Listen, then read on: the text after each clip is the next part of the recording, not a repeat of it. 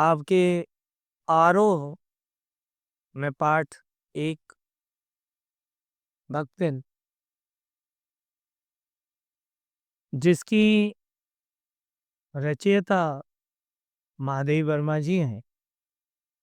आपका जन्म सन 1907 फर्रुखाबाद उत्तर प्रदेश में हुआ।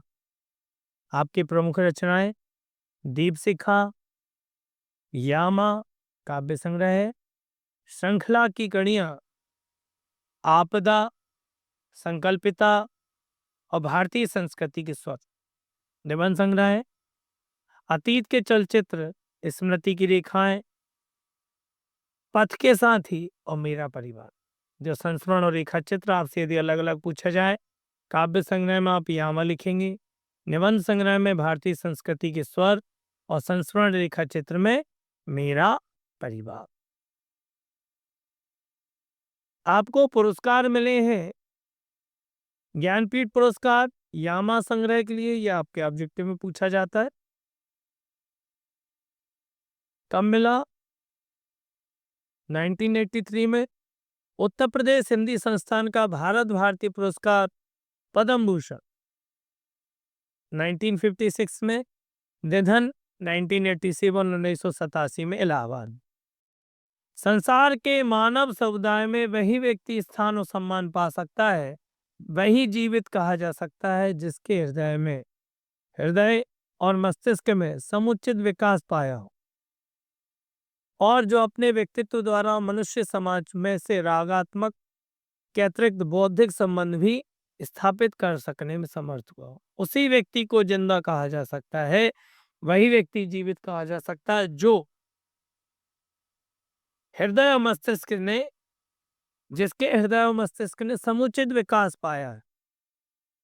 क्या होता है, या तो यदि बुद्धि से ही काम करता है या हृदय से काम करता है, दोनों की बात चल रही है। अपने व्यक्तित्व द्वारा समाज से रागात्मक संबंध, जो हृदय से रागात्मक संबंध कैसे, हृदय से के अतिरिक्त बौद्धिक संबंध भी स्थापित कर सकने में, जो बुद्धि से स्थापित कर सकने में समर्थ। साहित्य से भी और समाज से भी दोनों रूपों में महादेव वर्मा की प्रतिष्ठा रही है। वह साहित्य से भी नहीं है और समाज से भी नहीं है। महात्मा गांधी की दिखाई राह पर अपना जीवन समर्पित कर उन्होंने शिक्षा और समाज कल्याण के क्षेत्र में निरंतर कार्य किए। वह लगातार कार्य करती रही समाज के लिए। नारी समाज में शिक्षा प्रचार के उद्देश्य उन्होंने प्रयाग महिला विद्यापीठ की स्थापना की। प्रयाग महिला विद्यापीठ की स्थापना महादेव वर्मा जी द्वारा की गई। किस उद्देश्य? नारी समाज में शिक्षा प्रसार के लिए। साहित्य जगत में महादेवी वर्मा की प्रतिष्ठा बहुमुखी प्रतिभा के रचनाकार के रूप में कही जा सकती है। अगर कविता के क्षेत्र में वे छायावाद के 4 स्तंभों में से एक है। छायावाद के 4 स्तंभों में से एक महादेवी वर्मा जी हैं। भाई एक बहुत अच्छी कवयित्री भी है और साथ में लेखिका भी है। अन्य 3 है पंत प्रसाद निराला, जो अपने निबंधों संस्मरणात्मक रेखा चित्रकार एक अप्रतिम गद्यकार के रूप में उनकी चर्चा होती रही है। कविता गद्य दोनों क्षेत्रों में उनकी प्रतिभा अलग अलग स्वभाव लेकर सक्रिय हुई दिखती है। कविताओं में वे अपने आंतरिक वेदना और पीड़ा को व्यक्त करती हैं। श्लोक से परे किसी और सत्ता के अभिमुख दिखलाई पड़ती है। जब वह कविताओं की बात करती हैं, छायावादी कविता की कवियत्री हैं, तो वह इहलोक और परलोक की बातें करती हैं, ईश्वर की बात करती हैं। सांसारिक दुख, वेदना, पीड़ा को व्यक्त किया कि संसार क्षणभंगुर है और अपने गद्य में गहरा सामाजिक सरोकार स्थान पाता है। इन्हीं श्रृंखलाओं में 1942 में इस समय की अद्वितीय रचना, साहित्य में भी सामाजिक क्षेत्र में भी उन्होंने एक अलग स्थान प्राप्त किया है। सामाजिक जो वेदनाएं थी वह उन्होंने बहुत अच्छे से परिलक्षित की है। जो हिंदी में स्त्री विमर्श की भव्य प्रस्तावना है, उनके संस्मरणात्मक रेखाचित्र अपने आसपास ऐसे चरित्रों प्रसंगों को लेकर लिखे गए हैं जिनकी जिनकी ओर हमारा ध्यान नहीं खींच पाते। बस छोटी छोटी सी बात है जो हमारे जीवन में घट रही, लेकिन हमारा ध्यान उस तरफ नहीं है। लेकिन महादेवी वर्मा जी की मन में भेदी करुणामयी दृष्टि इन चरित्रों की साधारणता में भी असाधारण तत्वों का संधान कर देती। बस साधारण से दिखने वाली बात भी असाधारण सी प्रतीत होने लगती है।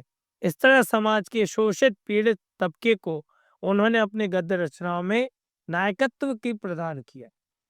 जो शोषित वर्ग है, जो पीड़ित वर्ग है,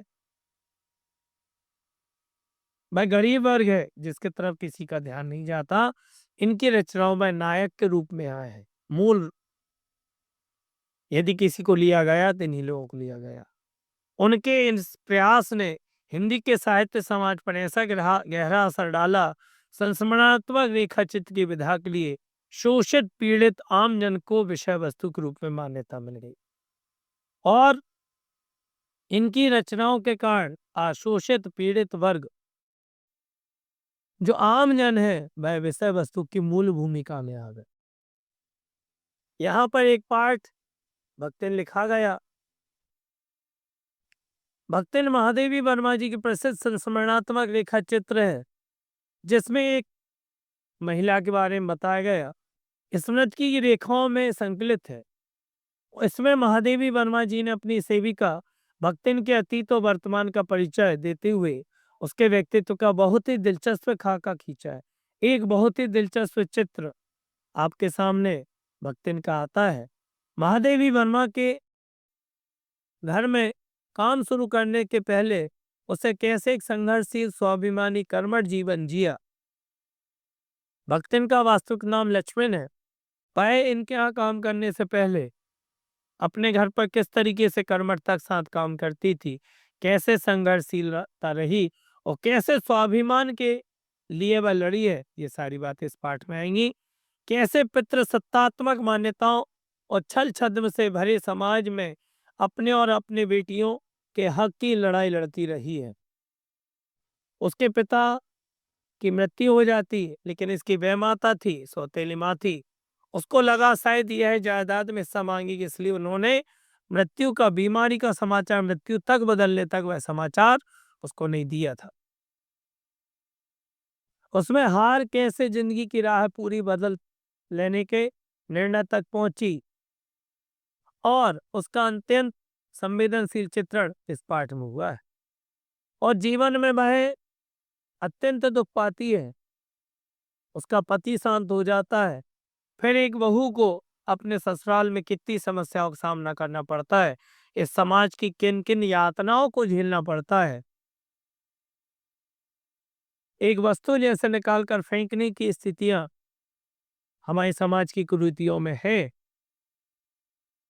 उनको भी झेलते हुए खुद के स्वाभिमान की रक्षा करते हुए वह कैसे आगे बढ़ती है। इसके साथ भक्तिन महादेवी वर्मा की जीवन में आकर छा जाने वाले ऐसी परिस्थिति के रूप में दिखलाई पड़ती है जिसके कारण लेखिका के व्यक्तित्व में कई अनछुए प्रच्छन्न आयाम उद्घाटित होते, जो अनछुए हैं। ढेर सारी घटनाएं आती हैं, ढेर सारी चीजें उसके जीवन में आती हैं भक्तिन के आने के बाद। उसके व्यक्तित्व का, भक्तिन के व्यक्तित्व का महादेवी वर्मा के व्यक्तित्व का क्या असर पड़ता है और महादेवी वर्मा के व्यक्तित्व का कितना असर भक्तिन पर पड़ पाता है, ये सारी बातों को बताने के लिए आपके आगे पाठ आ रहा है। इसी कारण अपने व्यक्तित्व जरूरी अंश मानकर वे भक्तिन को खोना नहीं चाहती और अंत समय आता है वह भक्तिन उनके लिए सबसे खास हो जाती है। समग्रता इस पाठ को परिस्थितिवत अक्खड़ बनी पर महादेवी वर्मा के प्रति अनमोल आत्मीयता से भरी भक्तिन वह अक्खड़ है। यहाँ जो भक्तिन का कैरेक्टर आपको बताया गया, चरित्र बताया गया, वह बहुत अक्खड़ है, जिद्दी स्वभाव की, लेकिन महादेवी वर्मा के प्रति उसके अनमोल भक्ति, अनमोल आत्मीयता से भरी भक्तिन के बहाने स्त्री अस्मिता के संघर्षपूर्ण आवाज के रूप में पढ़ा जाना चाहिए।